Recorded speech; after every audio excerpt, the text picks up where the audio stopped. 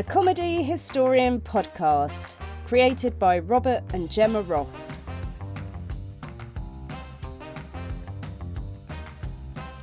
Welcome to the latest episode of Quip Wrecked, the podcast which discusses which comedy actor and actress you would choose to be on a desert island with, along with your choice of comedy creative, be it a director, writer or producer, and your favourite TV sitcom, along with favourite comedy film. In today's episode, Robert is joined by author, scriptwriter and broadcaster Andy Merriman. Andy is the author of acclaimed biographies, Hattie, the authorised biography of Hattie Jacques, and Margaret Rutherford, Dreadnought with Good Manners. His latest book is called Ghostlike. Andy is the son of television and radio comedy writer Eric Merriman, best known for Beyond Arcane. So, are you ready to be Quip Wrecked with Andy Merriman? So I said hello and welcome to the latest edition of the podcast Quip Wrecked.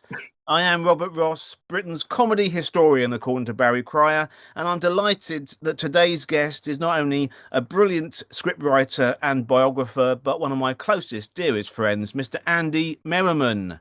Hello, Robert. Hi, thank you for having me on. It's a great title for the series, I must say, Quip Wrecked. Thank you. Well, when in doubt, go down the pun route. That's what I say.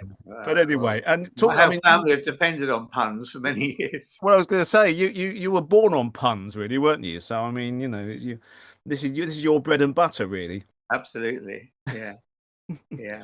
So this is, I mean, please feel free to chuck in autobiographical thoughts of your own life and work, Andy. But this is basically as the title sort of unsubtly suggests, it's a bit of a rip-off of Desert Island Discs with a comedy theme.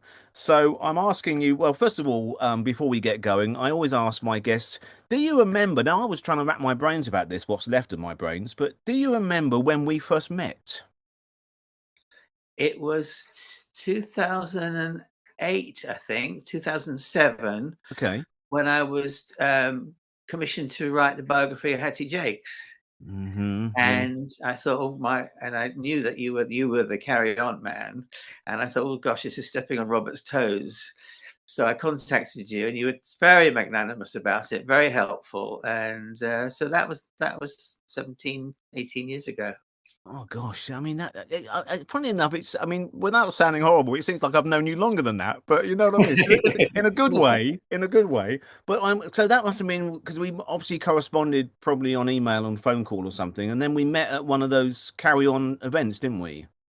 Yes, I think so. Or the Concert Artists Association. I remember meeting there for a chat. That's right. Yes, that's right. right. Relieved that you were not unhappy about me stepping on your toes, but well, it's, I mean, so helpful. Yeah, well, I mean, well, thank you, because I mean, I have got a couple of references in Hattie, which is a book like all your books, but I've got them all above me here in my my comedy library here. But I'm very, very proud to have a few mentions in the Hattie book, particularly. And then we spoke again when you were doing Margaret Rutherford, didn't we? But it was Hattie that brought us together. But I've always, and I had the same attitude then, I still have the same attitude now, that if we're all working and we're all celebrating these great comedy people, that's for the good, really.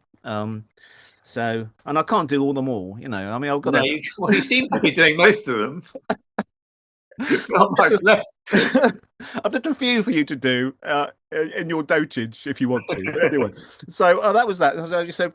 So thanks to Hattie Jacques, the gorgeous Hattie, for bringing us together, really, and that's another thing to thank her for. Bless her heart. But well, we're going to start. Well, shall we start with your favourite funny woman then, as we're talking about Hattie Jacques and Margaret Rutherford, and you've seemed to have sort of set a precedent of writing about brilliant actresses that played Madame Arcati. Are you going to do Angela Lansbury next? I asked myself. Well, I wish. Who would you pick as your favourite funny female then, Andy? Well, I have chosen June Whitfield. Ah, yes. First of all, because of course she was a stalwart of comedy, worked for 70 years in the business, from the 1940s and the 1950s, from Take It From Here. through Hancock and Happy Ever After and Fab, Last of the Summer Wine. I mean, she's just, she was also a friend of the family. That's another reason, is that my dad worked with her a lot. She was a lovely, lovely woman. I know people say that, don't they? But she really was completely unactressy. In fact, if you rang her up, she would answer in her maiden. She'd say her married name. This is June Aitchison. She used to say, you know, she was very sweet and lovely. And I co-wrote a radio series with her some years ago called A Month of June, like a comedy playhouse type of thing. She was in her mid-80s then, but she was as sharp as nails. And if there's something in the script that didn't quite work, or she'd say ever so sweetly, wouldn't it be funnier? No, wouldn't it be funnier? She was never like that direct, but how about this and how about that? And it was great because Richard Bryars was in it, David Haig, Barbara Windsor, who was another old family friend. You know, that Month of June series, it's a bit of a last hurrah for all those brilliant actors and actresses, isn't it? And you know, and you say was June, because I get the impression, I didn't know her as well as you did, but I met her a few times, and was she as perceptive as about the script as I hope she would have been? Was she right basically when she said? Yes, yeah, she was. You know, and you don't mind, do you, if they make it better? I mean, my dad always said that. If ever he wrote an autobiography, it would be called "Wouldn't It Be Funnier If?" Because all the people would say at the script meetings, rehearsals, "Wouldn't it be funny as if he hadn't thought about it?" For, you know, earlier drafts. But the thing is, with June, she was, you know, she was spot on and she was amazing. So she was great and a very, very lovely person and just so clever. Just so good at what she did, completely the consummate professional, really. And I think Dad first met her because Dad is Eric Merriman, who's a script writer for many things and many shows. One of the great radio and TV script writers, it has to be said. So, and featured in your book. Absolutely. Sadly forgotten here as a comedy, but hopefully not forgotten by a lot of people because his work is incredible. And worked with June and Terry an awful lot. Yes, and she was in. I think one of my dad's first things was he did a script for Take It From Here. He did one series, and she was in it. And I think that's where they first met. So that would have been in the early 50s, mid 50s, and she remained friends until she died. Like you said, Andy, the longevity of June's career, it's incredible. I mean, you've got to be nice. You know, it's that classic thing that if you're nice and you know your lines, then you'll always get work. But also, you've got to be good, haven't you? You know, exactly. No, it's not good enough, is it? Just being nice. But she was so professional, and I worked with her also. I wrote a radio play about Margaret Rutherford. I'd done the biography, and then I did a radio play and cast June as Margaret Rutherford, and she was. I mean, she did a fantastic impersonation, but she didn't want to do an impersonation for the radio play. But she was fantastic, word perfect. You know, she's just. Again, talking about Margaret Rutherford, I mean, the Miss Marple, the June Whitfield Miss Marple radios are brilliant. I mean, I know everybody says that Joan Hickson is pretty definitive in terms of the character that Agatha Christie wrote, but June as Miss Marple was excellent on radio, wasn't she? Yes, and she did quite a few, didn't she? She did. I think she did a lot, actually. I think she did every single Miss Marple novel for sure. Yes. So I think, so really, because, you know, personal interest, but also professionally, just wonderful and reliable, and you know. You're not the first, Andy, to pick June Whitfield, and you won't be the last. Why not? No, you're not. No, it's good. I'm glad. I talk about June Whitfield all day, you know. But it would have been her centenary. She'd be 100 this Christmas, wouldn't she? Oh, right. Okay. Yeah, so it's a good year to celebrate June Whitfield. Okay. And I pinched your title in the June just gone, and I did a day.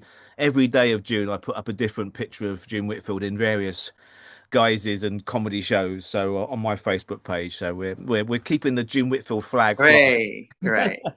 Brilliant choice. No, I'm very pleased that you picked her. And as you say, your personal connection, it makes it even sort of doubly lovely, really. She always came to my rescue when Terry Scott tried to pick fights with me in the BBC bar after Happy Ever After, and she always stepped in and said, "Come on, Terry." Leave him alone. I mean, how did she deal with that? Was it quite a sort of calming influence there? Yes, absolutely. I mean, it was just, come on, Terry, no, don't be silly. Leave Andy alone. You know, I was in my 20s, but I was gradually losing my temper with him, and she just stepped in and said, "Well, I know a lot of your Terry Scott stories. We'll leave Terry for maybe room. Yeah, we better not. We better not. We'll do the comedy room 101 and do Terry for that. But anyway, so I'm guessing that Terry is not your favourite funny fella for this desert island. Not in the short list. No, not even in the long list. Go on. Who is on the long list there, or the short list even? Short list. Well, top of my list is Peter Sellers. Wow, yeah. Now I'm treading on dangerous ground here, I know, because you've just written a book about him. So for me telling you about I'm a bit Peter talked Sellers, out on Peter Sellers at the moment, so you carry on, mate. But me telling you about Peter Sellers, that's okay. I'm interested. Go on. Probably... So why Peter? Because I don't know. I mean, obviously your dad worked with him, hadn't he? But anyway, I don't know if he'd worked with him, but he knew him certainly. Certainly knew him through Spike, because Dad and Spike were at the same agency. Well, I think Peter Sellers, he was described by Peter Cook as the best comic actor in the world, and I guess that's, if Peter Cook says that, it's kind of good enough for me. But yes. It was his. Of course, he wasn't just a comedy actor; he did lots of dramatic parts. But I think his range, his range of comic characters and accents, guises was just, you know, far-reaching. I think really, it's all starting with the Goons, of course. But characters, you know, when he could play Fred Kite and I'm All Right, Jack, the idealized view of Russia, all them cornfields and ballet in the evening. I mean, I just love that line, and I should know who wrote it, really, but you know, I think. And from to Dr. Strangelove, where he played three very different characters, you know, the sort of the US president, the kind of Nazi review style ex-Nazi scientist, and the stock RAF officer, but all with fantastic characterization and accents. And I'm a big one for accents and voices, I must say. Yeah, and he sort of loses himself, doesn't he? I mean, you mentioned it's Alan Hackney and the Bolton brothers wrote "I'm All Right, Jack," but apparently, according to Ian Carmichael, I spoke to just before he died, that was Sellers's own line, that cornfields and was it in the evening, or else he commandeered it as his own, or sort of, you know, twisted it. But you're right, Andy. He just immerses himself in those characters, and there's points. It's almost bordering on the supernatural where you forget it's him, don't you? It's a character, you know. It's not Sellers.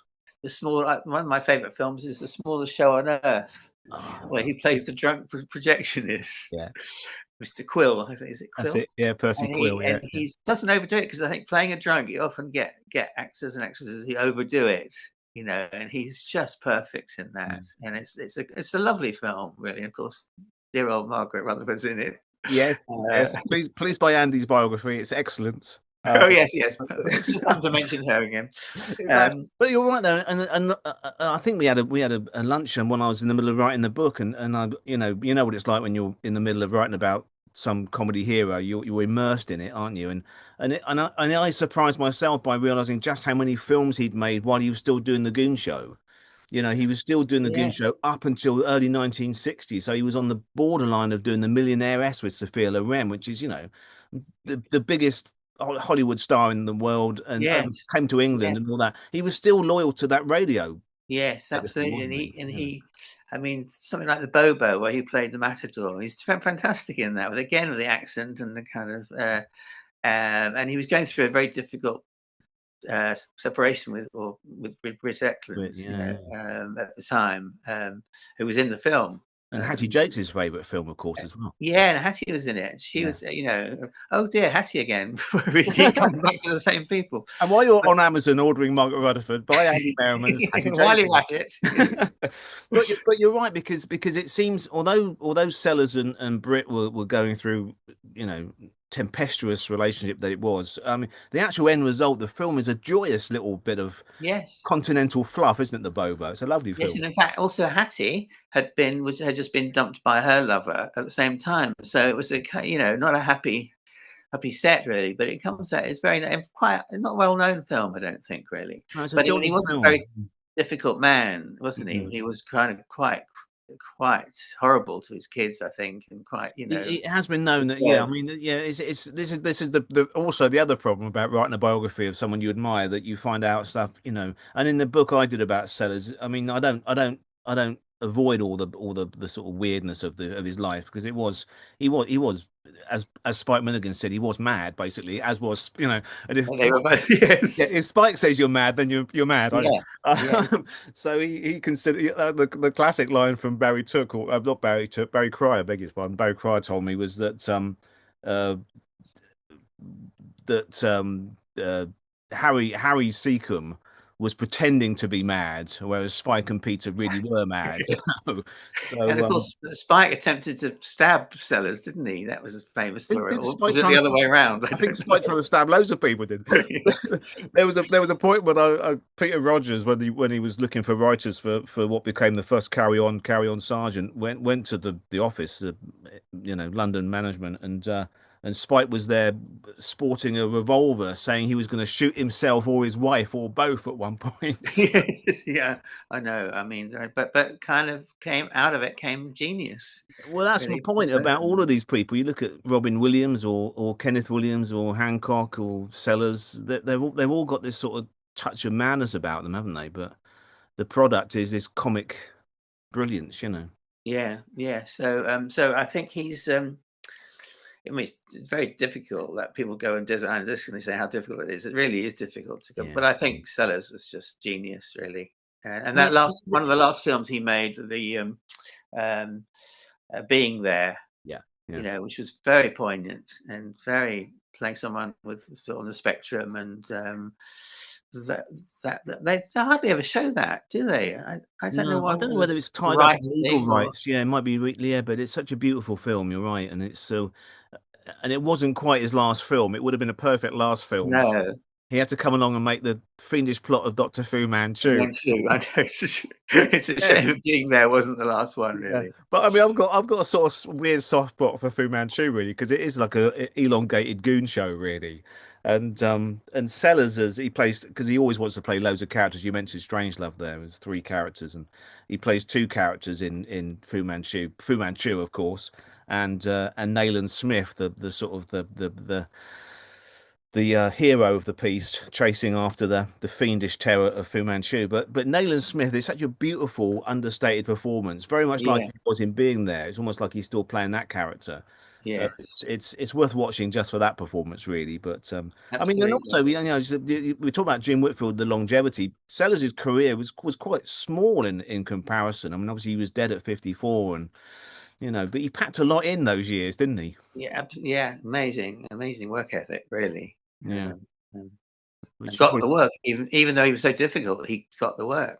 He got the work, and the films were even the ones that I sort of I've got a perverse love of that weird period of the early 70s when he was doing brilliant stuff like The Last Goon Show of all, and doing the Sykes Show with Eric Sykes and Hattie and all that, but doing some very odd choices of films. But there's always something about them, Yes, Christian or The Great McGonagall and all that sort of films. Yes, and that cameo on Sykes was just wonderful, wasn't it? When he plays Hattie's ex-boyfriend and villain. That weird sort of crew cut hair. Yeah, and he backed one of his teeth out, didn't he, before he came on, which they didn't know about. He just had that sort of fearlessness. I mean, because people forget he was certainly the biggest comedy star in the world, and he was one of the biggest film stars. He was up there with Roger Moore and Michael Caine in terms of guaranteed, marquee value.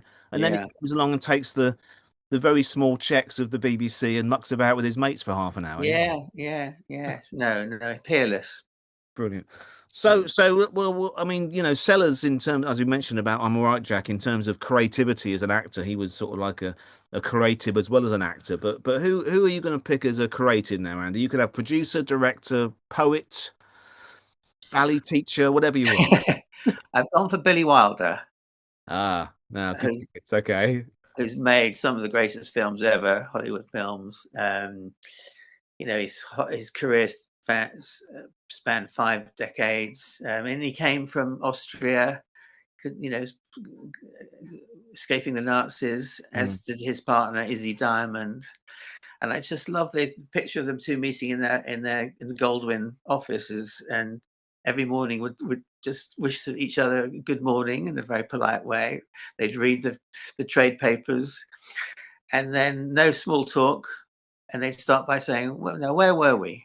And off they went. And the fact that one of them would come out with a zinger, and the other one would say, "Yeah, not bad," and lines that you would kind of give your eye teeth for. So the films like Sunset Boulevard, Ace in the Hole, Double Indemnity, Starlight 17, Some Like It Hot, The Apartment, which is one of my favorite films, The Front Page. I mean, just so varied, and he got so much from his actors. He managed to get a performance from Marilyn Monroe, Some Like It Hot, with one take. I think one line was about 100 takes, wasn't it? Yeah. And he would cast someone like Fred McMurray, who as a kind of usually played the good guy as a villain. Could be certainly in The Apartment, where he was really double dealing and sleeping with Shirley MacLaine, of course, the lift girl. You're right. And Double Indemnity as well. He's sort of duplicitous. Double Indemnity. Evil, isn't he? Absolutely. And you're right, because he was known as a light comedian, really, wasn't he? He was sort of like a, I don't know, sort of Harrison type, I suppose, sort of good looking, light, frothy, and then to play that absolute calculating swine. Yeah, exactly. And because he didn't like sort of he said, I'm tired of cliched typecasting.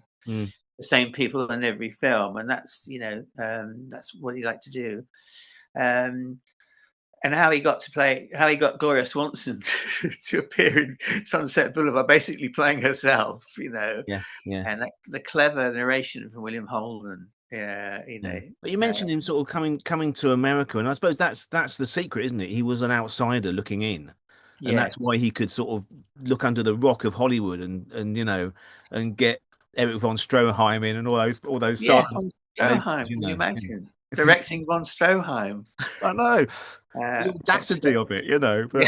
yes, but so his films they're timeless, really. They last. I think they don't age, really, and you can watch them again and again. You always get. And you're right. It's the brilliance of direction, but it's the writing, isn't it? It's the partnership of writing. I mean, and I can Some Like It Hot. I've got right here, and I can see it in front of me.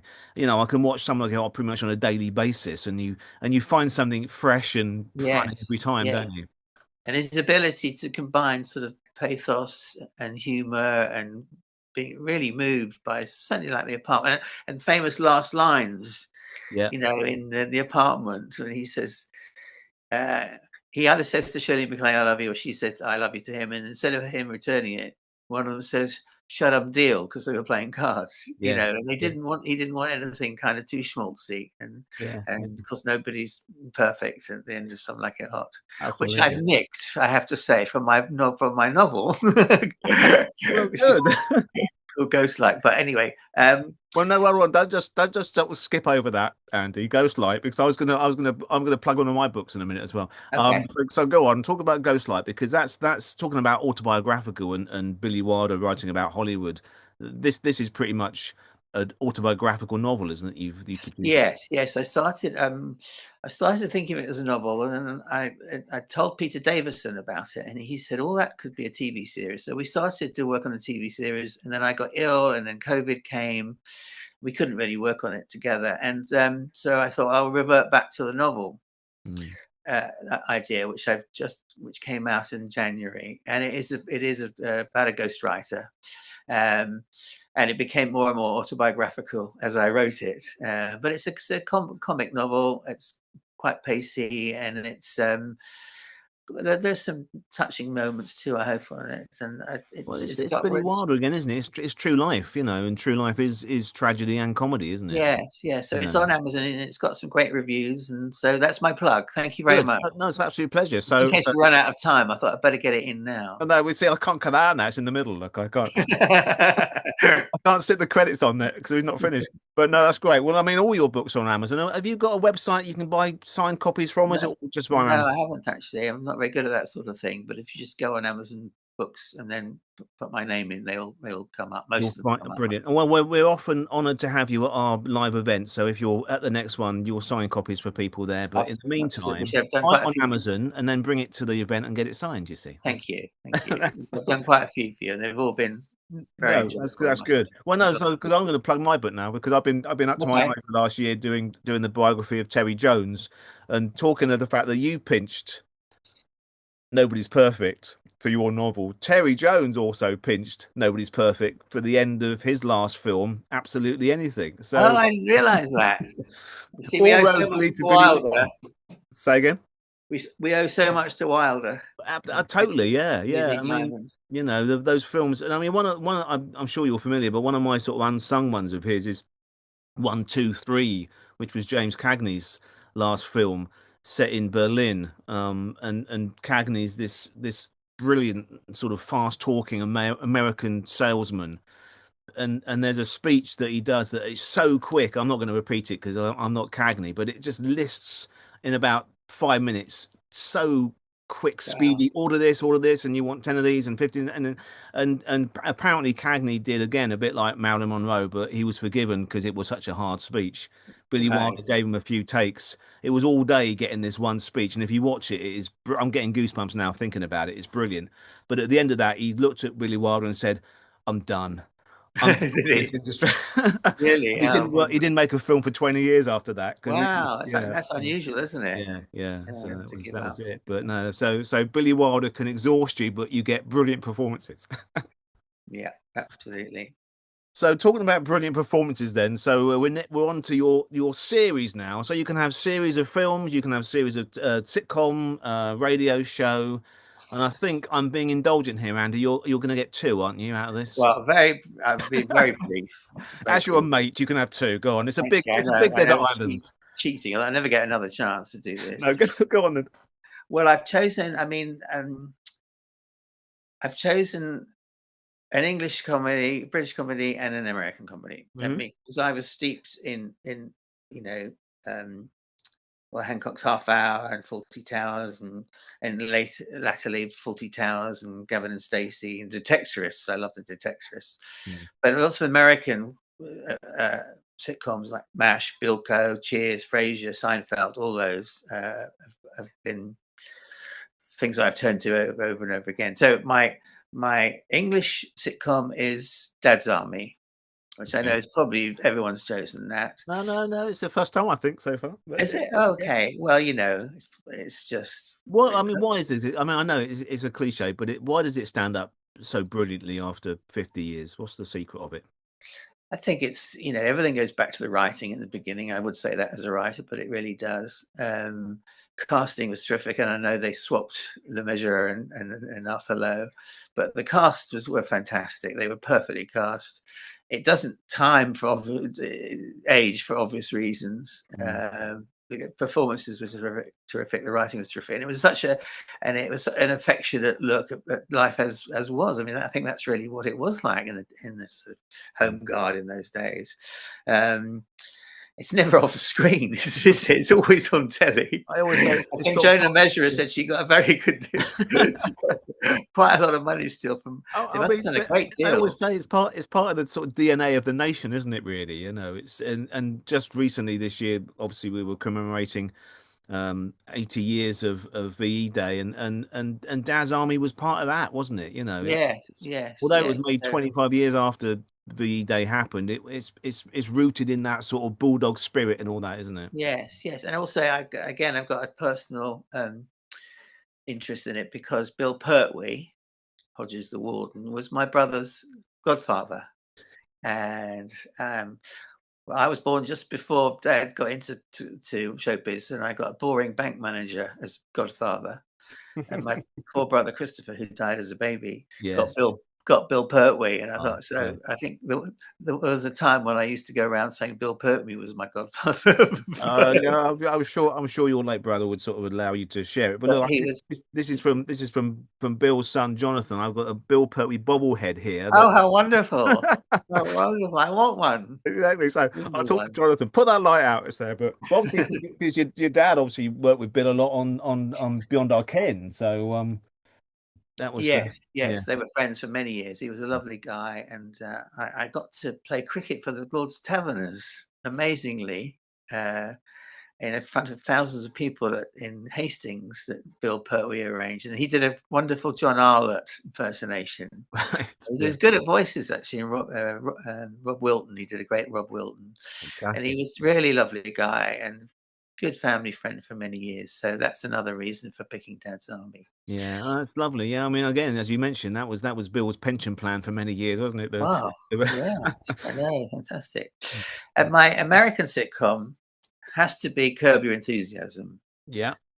Which I just think is the best. You know, he 12 seasons there were of his show, playing this rascal, really. I mean, he was just impossible, and I think it's kind of not far from his own character. Yes, I think again autobiographical. I think yes, Larry David. It's revolving around the minutiae of everyday life, social life, and apparently, you know, he gave the outline to the actors, and they had to improvise, and you can see he's always the first one to corpse when you know, and he got some very funny people, of course, to appear with him, and it's edgy and properly dangerous, you know, and he confronted all sorts of issues like race and gender, disability, neurodivergence. Rosie O'Neill, you know, was in a few episodes, and she was wonderful. And you know, in calling, he dated. He wanted to date women in wheelchairs because he thought it made him look good. You know, and he had on his phone "Wheelchair Wendy." You know, it was discovered by them. I mean, very kind of edgy stuff. Yeah. I mean, you've got to invest a lot of love into a character that is on the surface not lovable at all, haven't you? So you've got to be on his side entirely. Yes, and there are times when you think, no, don't go there, Larry. I mean, the one I remember was when he goes to the Jewish Museum, and on his way his shoe breaks, and he goes in, and he goes into the museum, and there's all the shoes. Yeah, and you think, no, surely you can't do that. Even I thought you can't do that, but he does. He takes a shoe. You know? I mean, whoa, it's dangerous stuff, isn't it? But it's also the kind of it's the unwritten rules that he applies to everything and everybody. You know, they're his unwritten rules. You know, like the cutoff time for a phone call. He decides it's 10 o'clock. So if anyone rings after 10 o'clock, that's, you know, it's not on. And things like, you know, the social conventions that he ignores completely. And like he goes to see someone who's a widow whose husband died 2 weeks ago. There's a picture of the man in his last photograph, and he's wearing a shirt that Larry David likes the look of, but he goes on and on about where can he get the shirt, and the widow is, you know, crying, and you know, those sort of things are just But it's as a writer and performer, how far do you push it? And he sort of seems to have just pushed it as far as you could possibly go, doesn't he? Really? Oh, I mean, he really does. He really does. But he, you know, and he finds himself at the center of all sorts of misunderstandings, and he challenges, you know, the things. Another unwritten law is like he's in the ice cream shop, and there's a woman in front of him taking the samples. Whether you know, you could choose a little bit of this and that, and she, as far as he's concerned, she has too many. And she says you're abusing your sampling privileges, which has now become a family catchphrase. You know, anything, and of course there's no law against. I was going to say, have you adopted any of the laws for yourself? I did say it once in someone in M&S.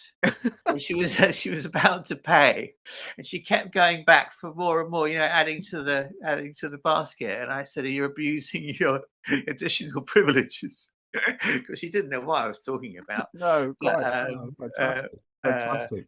So, but also in terms of Curb, the quality, the level of quality is sustained throughout, isn't it? And which is really, really hard to do that. Yes. You know, and then when he has a fatwa on him, and he goes to meet Salman Rushdie, and and he's really nervous, anxious about it, of course. But then Salman Rushdie tells him that there's such a thing as fatwa sex, and that women want to have sex with you because if you've got fatwa on you. So then he embraces the fact he's got. I mean, it's brilliant, genius stuff. Yeah. But I mean, again, to try and I mean, Dad's Army had an awfully long run as well, and there's not a dud episode of that, and they couldn't have been more sort of diverse choices, really. But if I put you on the spot on this island, and I put an unloaded gun to your head, Andy, which one would you go for, Dad's Army or Curb? Curb. It's got to be Curb. Okay, all right. You can watch it, and an episode, the Palestinian chicken episode. Which just got to, the title's enough, which is very apt at this time. But he said that was his favorite episode. So if anybody listening hasn't actually seen the Palestinian chicken Curb, watch that, because it's got so many. The thing about his also, he had so many little subplots, so many things going on, tiny ones and big ones, and they all come together. And I think it's one of the best. That episode is probably the best sitcom episode ever written. Sorry, Dad, but I thought you can watch that time and time again. So no, you see, there's some episodes of Happy Ever After that have got it. No, I'm joking. I might see Eric. But anyway, well, okay, listen, listeners, when you're putting in your Amazon basket loads of Andy Merriman's books, stick the box set of Curb Your Enthusiasm in there as well, as recommended by Andy. There you go.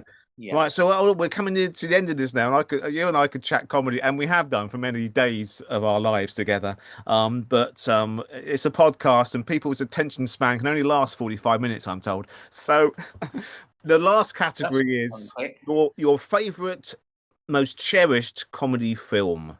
I know it's a tough one. It's for all of us. But, okay, I'm just gonna go for one now. We're running out of time. The Odd Couple.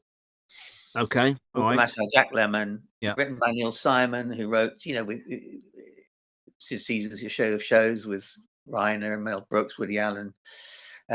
Great writer. And the classic comedy situation of putting two unlikely people together in an apartment. There's this Jacques Lemmon is a sort of hypochondriacal, neurotic, obsessive, uptight Felix Unger, and he ends up sharing the apartment with Walter Matthau, who's a real slob sports writer. Oscar Madison only serves green and brown sandwiches, which are either very new cheese or very old meat, and he doesn't know which. And Matthau describes Lemmon as you're the only man in the world with clenched hair. And the scene with the poker game where they convince Jacques Lemmon is going to commit suicide, and they're all trying to play poker and pretend everything's all right. I think it's just one of the funniest scenes ever written. The whole film is just extraordinarily good. Yeah, and they're worried about that he's taken a whole bottle of pills, and they don't know what it is. And someone says, "Well, it could be vitamins. He could be the healthiest person in the room." Things like that. It was just. I think the first hour of that film is. It's amazing. Yeah. You're right. It does. Yeah. It doesn't drag. That's an unfair to say about a perfect film. But yeah, the first hour is just perfect, isn't it? It's just perfect. Yeah. The little notes on the fridge and signed. It took me hours to work out. F you. That's right. Yes. See, he keeps leaving notes. We're out of cornflakes. The sheets need to be signed F you. And Oscar said, it took me 3 months to realize what F you stood for. I mean, that's a pretty near the knuckle gag for the late 60s, isn't it? I mean, to get that in. I mean, so those two together are, wonderful. Well, I mean, we talked about Billy Wilder and Jack Lemmon certainly was a Wilder favourite, and they both reunited for the front page. And I mean, Matthau and Lemmon are just a brilliant, but not a double act, but a brilliant acting double act, aren't they? I mean, they just work so well together. And The Sunshine Boys was a great funny film. Yeah. It was an old vaudeville act. I think that was written by Neil Simon. Neil Simon again. I know, right? He churned them out. He did some good stuff. I mean, he wrote Murder by Death with Peter Sellers, so it all links all your work. It all links. I know it's the whole three. And After the Fox, he wrote with Sellers, so there's quite a few. But what about? I mean, the Odd Couple, the original, and obviously it's spawned a TV series with Jack Klugman and Tony Randall. which ran for many years and played Yes. West End, and I saw them both. And the poker team on that was just awash with great British character actors, Trevor Bannister and Henry McGee, and those people were Oh, Johnny really? Views with the poker team, the poker school. But Oh. what have you seen the sequel, The Odd Couple 2, that Lemon and Mathau made many years later? No, I don't think I have, and I don't know why. Unless I have, and I've forgotten about it, which is quite possible at my age. But when I was looking stuff up, I thought, oh no, I don't think I've seen that. It's How still pretty good. I mean, it's not is a it? patch on the original, but I mean, it's No, they never lovely to are. spend 90 minutes with those two guys again, really, you know. But Yes, yes, and I just love watching Matau, and again, a quite difficult man, I gather, but he's he's just the look from him can yeah. says it And all. again, by contrast, Lemon apparently was the sweetest bloke in the business, wasn't he? Yeah, He was a lovely guy. So, yes, yeah. yes, yes, and A bit of Cherry and June going on there, I think. so yeah, I think that's a film you can watch again over and over, just for the quick fire dialogue, the kind of Jewish New York sort of stuff, which I've always loved, really. Yeah, yeah. Well, that's uh, running through. I mean, obviously, it's running through your a couple of your choices, and then that sort of the Marx Brothers and sort of the Gene Wilder sort of school of comedy and sort of Mel Brooks, I suppose. You know, Yes. Well, Mel Brooks was going to be was kind of close to Billy Wilder. okay. What Mel Brooks would you chuck in then? I'll give you an extra one as you've got a big desert island there. Oh, I think well, the producers, of course, Yeah. both the musical and the original, and Blazing Saddles, which I thought was terrific. It's quite surreal, really, at times, wasn't it? Yeah.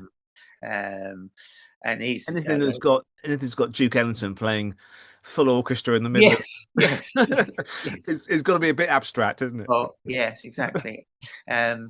It's not Duke Ellington, it's Count Basie, isn't it? It's Count Basie. Count Basie. I was going to say, but I didn't want to correct you. That's okay. It's Count Basie. I'll correct myself. It's just, can you imagine? This shows these things aren't planned. You see, they're just conversations. Exactly, not planned at all. Yeah. So the one I was going to choose, the other film I was going to, have I got time to mention? Yeah, go on. Yeah, of course you have. Yeah. Was School for Scoundrels. Okay. Which isn't the greatest, funniest film ever made, but I quite like the Britishness of it, the Englishness of it all, and how to cheat without cheating. Where Ian Carmichael attends the College of Lifemanship, and being one up on your opponents at all times. In fact, my dad worked with Ian Carmichael, and he came over to meet Dad, and they met for 2 or 3 hours. And then my mum said to Ian Carmichael, "Would you like some lunch?" And he said, "No." He said, "No, because my wife's in the car." And he left her in the car without telling. She just sat there for hours while he had his meeting, and Mum was horrified because she felt so guilty. We said to her, "There's nothing you feel guilty about. You didn't know about it." Yeah. But anyway, that's by the by. Did anything result? Did they work together on anything? Yeah, I think they did. But God knows. I mean, my dad did so much stuff. Tell me about it. I know, right? I mean, I've got to say thank you publicly for bequeathing a lot of the Eric Merriman papers to the Comedy Cottage collection here, and I've been going through it. My gosh, it's been an absolute trove of stuff, treasures untold. I feel like opening Tutankhamun's tomb when I looked at those files. But there are shows that I've never even heard of that I know. I didn't know he worked. And of course, now I wish I talked to him more about it. It's always the same, isn't it? But you mentioned the work ethos of Sellers. I mean, the work ethos of your dad was just he couldn't help himself. It seems to me he just had to write comedy for people, And in a way, there's a kind of link with Larry David, because my dad was like, you're either for him or against him. He was right and everyone else was wrong. and which kind of cost him some work, I think, because he was wonderfully kind and generous, but he could also be very difficult and said what he thought, which is again is unusual in the business. So there's a bit of LD in. But that shines through. Well, that shines through the work, though, because as you say, Andy, it's a very sycophantic business, and you never know who you can trust completely, do you? But have someone like your dad who was literally knew what you wanted and would not budge an inch, really. Yeah, you knew ways to, and I mean, there was a time when he was doing Beyond Our Ken, when I think it's probably quite a famous story now, but I'll tell it anyway. Was that one script meeting, the producer said to him, "Oh, Eric, the scripts are very good." He said, "But you could give this cast a telephone directory and they'd make it funny." So, of course, my dad, toiling away, writing these shows, next week brought in the telephone directory and gave them all to the cast and said, "Go on, make me laugh." And he said, "Trouble is, Kenneth Williams did make him laugh." And it was the first time, about the only time I've ever heard Dad admit that he kind of got that one wrong. But but that's what he would do. He wouldn't just let that sort of thing go.